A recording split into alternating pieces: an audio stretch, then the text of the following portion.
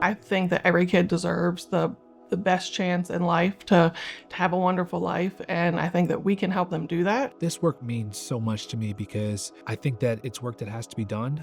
And I believe that if, more people just took the time to invest in their communities, the work would be a lot easier for everyone. And I think a lot of the work falls on coalitions and volunteers. Page Alliance for Community Action is a substance misuse prevention coalition.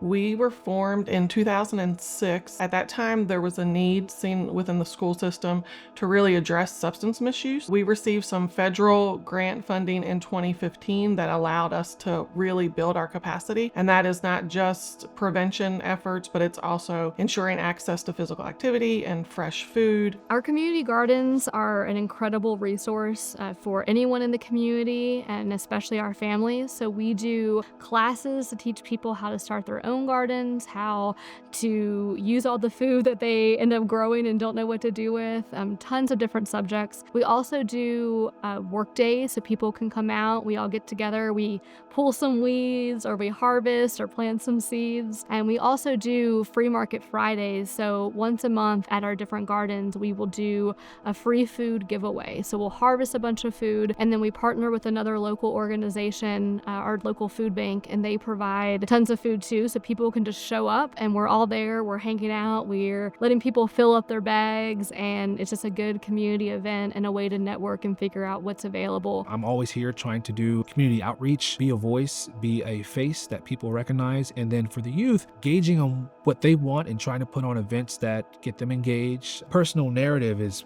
probably one of the most powerful things that you can do, just because your story is true to you and it's going to inspire someone, because a lot of people don't think that anyone has anything in common with them, but it's usually the case that people can resonate with your story, whether they have something in common with it or are inspired by your story. So I think telling your story is a great way to make change in the community. There's a lot of people that have inspired me to do this work, but the most inspiring, or the biggest push that I put into this work, was my mother. She lost her life to addiction in 2020. That was a really big catalyst for me to be able to use my experiences, and fortunately I was able to survive them and learn from them and grow from them. So I wanted to be able to be just a model to show other people that they could do that as well. We do a lot of trainings in the community, teach them tools and educate them on certain topics. And so we do some suicide prevention training. We provide assist once or twice a year, which is a 2-day suicide prevention training. We also provide, probably one of my favorite